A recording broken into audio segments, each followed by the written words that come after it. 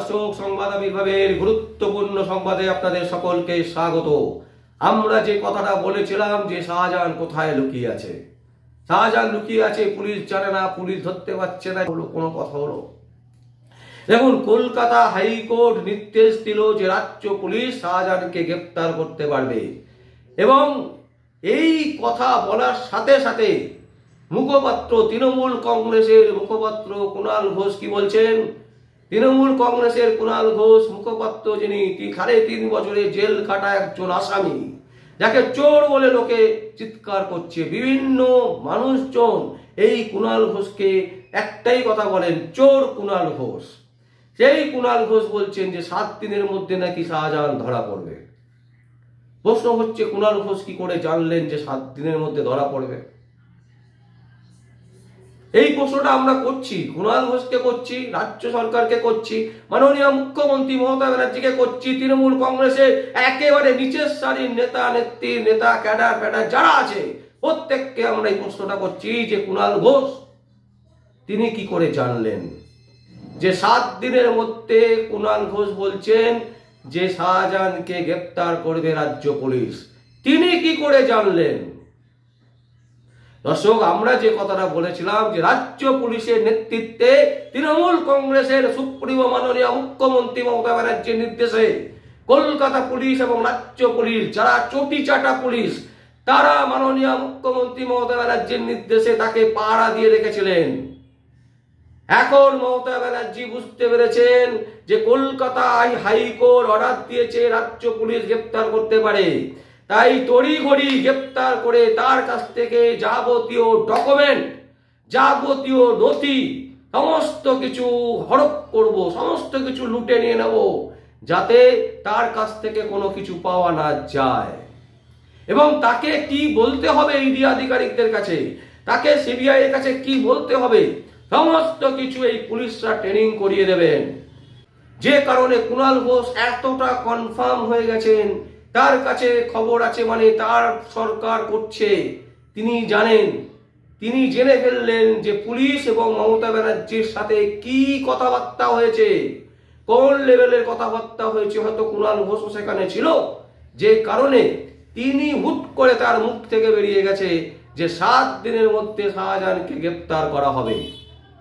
দর্শক, একটা জিনিস বলুন, যে পুলিশ, যে রাজ্য পুলিশ এত দিন হয়ে গেল গ্রেপ্তার করতে পারছে না, যে কেন্দ্রীয় বাহিনীরা, যারা ইডি আধিকারিকের যারা অফিসাররা, তাবড় তাবড় পোর খাওয়া অফিসার, তারা পর্যন্ত জানে না যে শাহজাহান কোথায় আছে।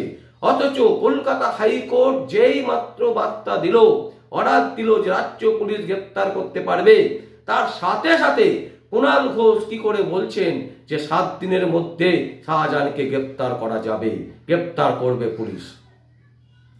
আসলে কুণাল ঘোষ যখন 3.5 বছরের বিভিন্ন জায়গায় জেল খেটেছেন, জেলে বিভিন্ন জায়গায় চাকরির মতন ঘুরিয়েছে রাজ্য পুলিশ, এই মমতা ব্যানার্জির চটিচাটা পুলিশ, তখন কুণাল ঘোষ পুরো অভিজ্ঞতাটা সঞ্চয় করে নিয়েছেন যে মমতা ব্যানার্জির নির্দেশে কি কি পুলিশ করতে পারে, রাজ্য পুলিশ কি কি করে, কলকাতা পুলিশ কি কি করে, রাজ্যের সিআইডি কি কি করে, সমস্ত বিষয় তার মতন অভিজ্ঞ লোক খুব কম আছে। আমার মনে হয় এই মুহূর্তে তৃণমূল জামানায় আর কেউ নেই।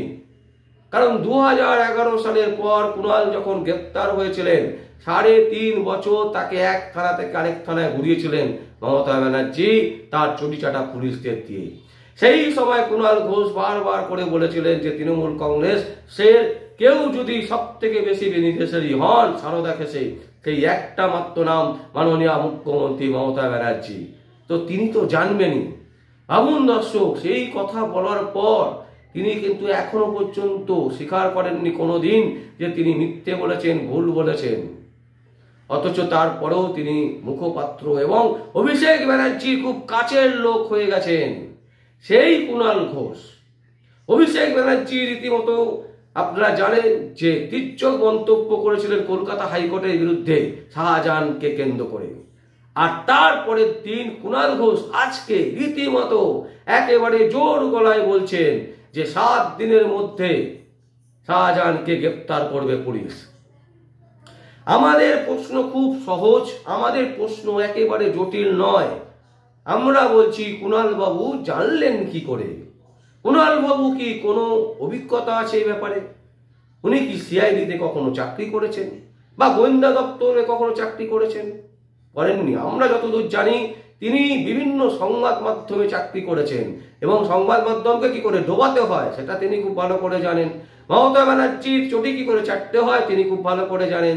সারদা কেসে সারদা কর্তাকে কিভাবে টুপি পরাতে হয় সেটা তিনি খুব ভালো করে জানেন। এবং যে কারণে চোর চোর নিয়ে চোর চোর স্লোগান ওঠে কুণাল ঘোষকে নিয়ে, বিভিন্ন জায়গায় কুণাল ঘোষের ছবিতে চুটি মারা হয়, এই ধরনের ঘটনা আমরা দেখেছি। কিন্তু কুণাল ঘোষ তারপরেও একদম সদর্পে বলছেন যে 7 দিনের মধ্যে শাহজাহানকে গ্রেপ্তার করবে পুলিশ। কতটা কনফিডেন্স, কতটা শিওর যে শাহজাহান কোথায় আছে তিনি জানেন, তবেই না বলতে পারছে।